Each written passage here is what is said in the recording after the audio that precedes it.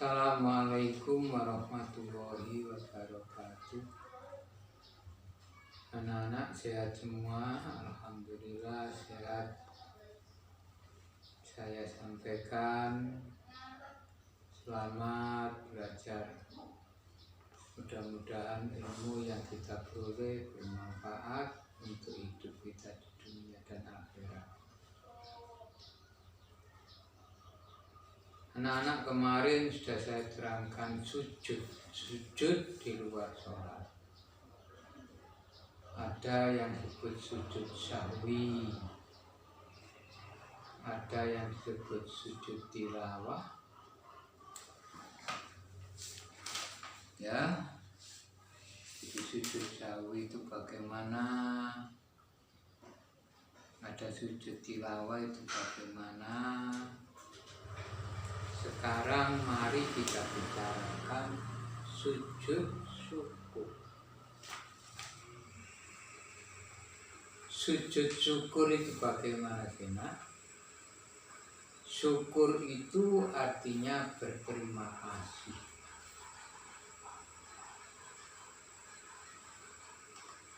Lah sujud syukur itu artinya sujud dalam rangka berterima kasih kepada Allah.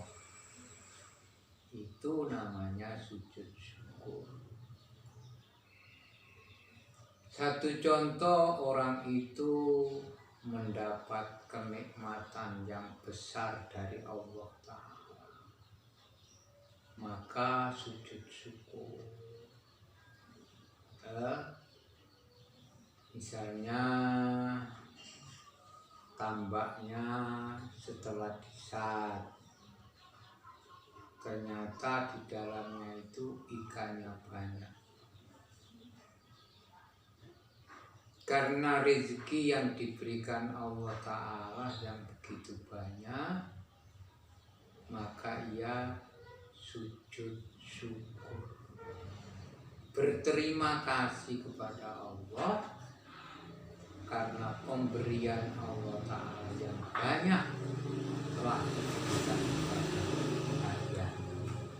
Ini pertama, jadi dieling-eling sebab-sebabnya. Sujud syukur adalah sujud yang merupakan bukti terima kasih kepada Allah karena pemberian Allah Ta'ala yang banyak. Satu contoh, misalkan orang itu sakit, yang sakitnya itu sudah lama, tidak kunjung sembuh. Kemudian Allah Ta'ala memberikan kesembuhan. Maka berterima kasih kepada Allah dengan jalan sujud yang namanya sujud syukur. Ini pertama. Yang kedua, sujud syukur itu dilakukan karena terhindar dari bencana, dari bahaya. Satu contoh, kamu menggandeng adikmu kecil menyeberang jalan. Ketika kamu di tengah-tengah jalan menyeberang itu, ada truk yang berlari kencang. Kamu lari sudah ke tepi, tetapi adikmu masih di tengah. Orang yang menyaksikan sama-sama menjerit. Karena apa? Adikmu diperkirakan sudah terlindas oleh truk itu. Ternyata diselamatkan oleh Allah. Adikmu tidak terlindas oleh truk, bahkan tetap dalam keadaan sehat walafiat. Maka dikala itu kamu harus sujud syukur. Dihindarkan dari malapetaka, dari bahaya. Makanya ada dua sebab. Satu sebab karena pemberian Allah Ta'ala yang banyak, lalu sujud syukur. Kemudian yang kedua karena dihindarkan oleh Allah Ta'ala dari malapetaka atau bencana. Satu contoh lagi, misalkan ada gempa. Dalam satu rumah itu roboh. Ya, adikmu, bapakmu, semuanya itu sudah dalam keadaan meninggal. Tetapi kamu diselamatkan oleh Allah Ta'ala, masih hidup. Maka ini adalah satu bencana yang menghindarkan kamu dari bahaya. Disinilah perintah untuk sujud syukur. Sujud yang merupakan wujud terima kasih kepada Allah Subhanahu wa Ta'ala. Itu pengertian dari sujud syukur. Di dalam hadis Rasulullah SAW yang diriwayatkan oleh Abu Dawud, Ibnu Majah, Tirmidzi, ya, dan lain-lain. An Abi Bakrata anna Nabiyya sallallahu alaihi wasallam kana idza atahu amruhu ayyasuruhu au busyira bihi kharron sajidan syukron lillahi ta'ala. Besok dihafalkan ya, awas hati-hati. Besok dihafalkan. An Abi Bakrata anna Nabiyya sallallahu alaihi wasallam, dari Abu Bakar. Abu Bakar itu siapa, Pak? Sahabat Rasulullah SAW yang dekat, bahkan jadi mertua Rasulullah SAW. Karena Abu Bakar itu punya anak yang namanya Aisyah, dan Aisyah itu dinikahi oleh Rasulullah SAW. An Abi Bakratin radhiyallahu anna Nabiyya sallallahu alaihi wasallam, sesungguhnya Nabi sallallahu alaihi wasallam karena ada apabila atahu datang kepada Nabi amron perkara,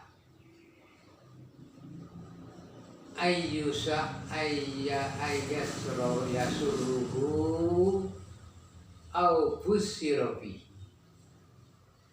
perkara itu yang memudahkan, perkara itu au busyirabi menggembirakan, membuat hati Nabi menjadi gembira.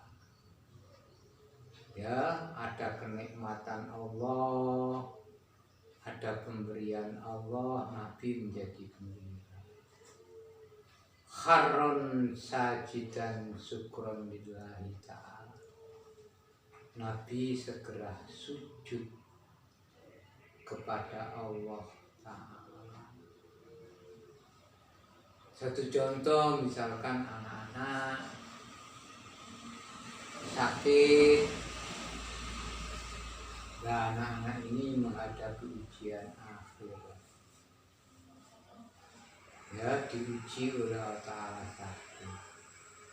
Tinggal 2 minggu kamu sembuh, sehingga kamu belajar cuma ada waktu 2 minggu.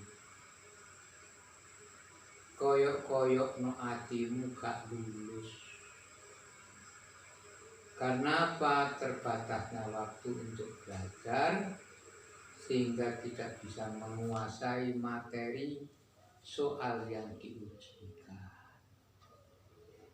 Akan tetapi ternyata setelah diumumkan bahwa anak-anak itu lurus, dan tidak hanya sekedar lurus, bahkan mendapatkan nomor yang istimewa karena nilainya baik. Ini adalah merupakan satu pemberian Allah Ta'ala yang besar kepada kamu. Oleh karenanya di saat semacam ini anak-anak harus sujud, yang disebut sujud syukur. Sujudlah kamu, naik kelas sujud syukur, mendapat kegembiraan yang lain sujud syukur.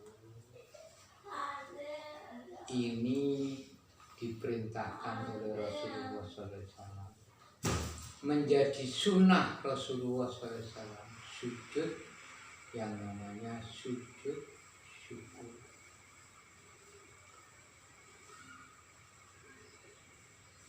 Kemudian ya bagian nomor 3, dikala kita sujud syukur maka diikat oleh syarat. Pertama, suci dari hadas dan najis. Jadi ketika kita sujud syukur, kita dalam keadaan suci dari hadas. Hadas itu apa Pak? Kotoran yang keluar dari 2 lubang, lubang kubur dan lubang kubur. Najis adalah kotoran yang mengenai badan kita, pakaian kita, maka itu disebut najis. Dalam keadaan sujud syukur, kita harus suci dari hadas dan najis. Nomor 2, ketika sujud syukur, kita dalam keadaan menghadap ke arah kiblat, menghadap ke hadapan kita sholat, hadapkan ke arah kiblat. Ya. Kemudian ketika kita sujud syukur dalam keadaan bertutup aurat. Jadi kalau perempuan maka tutuplah auratmu seperti menggunakan rukuk atau mukena. Kalau laki-laki tutup aurat. Baju, kalau tidak sempat pakai baju, maka sarung kita itu harus di atas pusat. Itu sudah tergolong tutup aurat bagi orang laki-laki. Jadi syaratnya 1, dalam keadaan suci dari hadas dan najis. Nomor 2, menghadap ke arah kiblat. Nomor 3, tutup aurat. Kemudian takbir, caranya takbir lalu sujud, tidak pakai rukuk. Nah, karena ini bukan sholat, jadi langsung takbir. Sesudah takbir kemudian sujud, kemudian membaca doa. Nanti doanya sudah dituliskan, ada doa sujud syukur.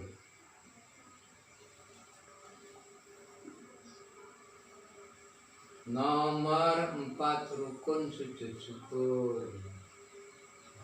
1, niat. Jadi kamu sujud syukur itu diniati karena syukur kepada Allah. Kemudian takbiratul ihram, tidak pakai rukuk. Kemudian sujud, Sesudah kita sujud, kita duduk, kemudian kita salam. Ini namanya kaifiyat, tata cara sujud syukur.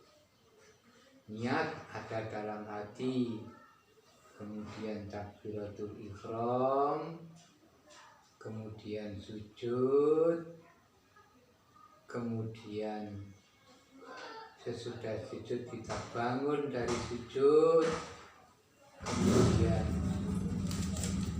kita ucapkan salam ke kanan dan ke kiri. Sebab-sebab sujud syukur: satu, karena mendapatkan nikmatan dari Allah, tadi sudah saya sebutkan. Karena mendapat berita yang menggembirakan. Satu contoh, misalkan anaknya selamat dari bencana,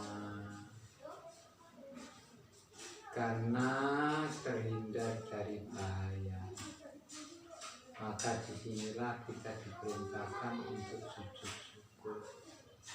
Ketika Nabi Muhammad SAW sujud syukur tentang masuknya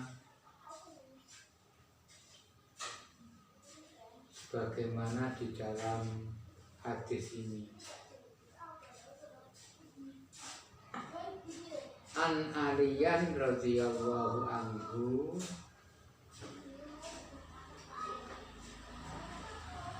annama kataba ila Nabi sallallahu alaihi wasallam fil islami hamzana haron sajidan summa waqa'a ra'sahu faqala assalamu ala hamzana, assalamu ala hamzana.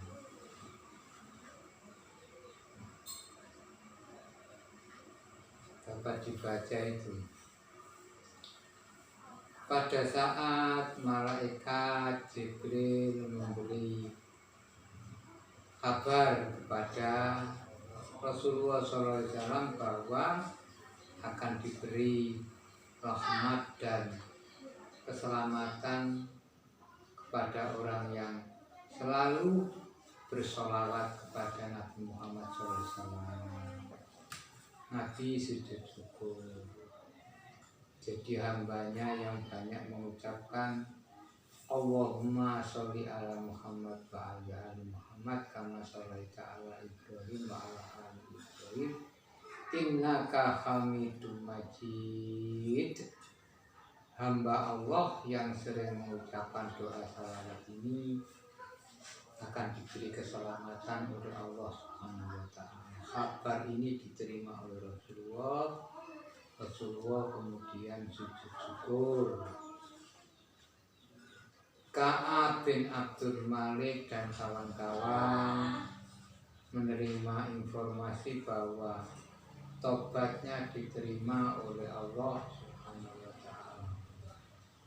Diabadikan dalam Al-Qur'an, maka ia sujud syukur bersama kawan-kawannya. Ketika Ali radhiyallahu anhu menemukan mayat Zatus Saudiyah di antara orang-orang Khawarij yang meninggal, Sayyidina Ali sujud syukur kepada Allah. Ketika Abu Bakar As-Siddiq mendengar kematian Musailamatul Kadzab, maka Abu Bakar Siddiq sujud syukur kepada Allah Subhanahu wa taala. Mengapa Musailamatul Kadzab mati, Abu Bakar Siddiq sujud syukur kepada Allah?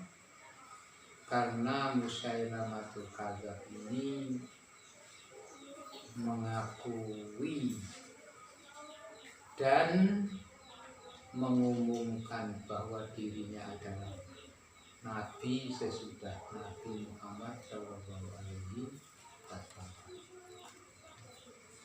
Dalam peperangan yang terjadi ya dalam peperangan yang terjadi, maka namanya perang Yamamah. Jadi ketika Rasulullah wafat, pendukung-pendukung Abu Bakar Siddiq taat kepada Abu Bakar Siddiq. Adapun pendukung yang bukan pendukung kepada Abu Bakar Siddiq membangkang, tidak mau membayar zakat. Sayyidina Umar kemudian menyarankan kepada Abu Bakar Siddiq untuk memerangi kepada mereka-mereka yang tidak mau membayar zakat. Akhirnya Abu Bakar Siddiq mengerahkan tentara, terjadilah peperangan yang disebut perang Yamamah. Dahsyatnya perang Yamamah ini sampai-sampai beberapa orang Islam yang hafal Al-Quran gugur dalam peperangan itu. Termasuk yang mati adalah Musailamatul Kadzab. Musailamah seorang pendusta karena ia mengumumkan bahwa dirinya adalah nabi sesudah Nabi Muhammad wafat, terbunuh dalam perang Yamamah. Dari kabar terbunuhnya Musailamah, Abu Bakar Siddiq langsung sujud syukur kepada Allah Subhanahu wa ta'ala. Jadi anak-anak, apabila kalian mendapatkan rahmat dari Allah, maka sering-seringlah sujud syukur kepada Allah Subhanahu wa ta'ala, dan sering-seringlah membaca doa sholawat. Adapun bacaan sujud syukur adalah doanya, Rabbi auzi'ni an askura nikmataka allati an'amta alayya wa ala walidayya wa an a'mala sholihan tardahu wa adkhilni bi rahmatika fi ibadikas sholihin. Ini bacaan dari sujud syukur. Bahkan ada doa yang lain yang bukan itu anak-anak. Ada doa lain yang bukan itu, namun ini yang sering kita dengarkan. Hafalkan. Besok saya suruh maju ke depan satu persatu bersama arti. Rabbi auzi'ni, Tuhanku berilah aku ilham, an askura nikmataka, supaya aku bersyukur kepada nikmat-Mu, allati an'amta alayya, yang Engkau berikan kepada nikmat itu Engkau berikan kepada kami, wa ala walidayya, dan kami berikan kepada kedua orang tua kami, wa an a'mala sholihan tardahu, dan kami berbuat baik mengharapkan ridho-Mu, wa adkhilni, dan masukkan aku bi rahmatika, dengan rahmat-Mu, fi ibadika sholihin, ke dalam kelompok-kelompok hamba-Mu yang bagus-bagus. Artinya penghuni surga dari Allah Subhanahu wa ta'ala. Anak-anak, pertanyaan, apa yang disebut dengan sujud syukur? Sebutkan dua sebab kita melakukan sujud syukur. Mengapa Abu Bakar Siddiq sujud syukur ketika kematian Musailamah pada? Dan siapakah Musailamatul Kadzab itu?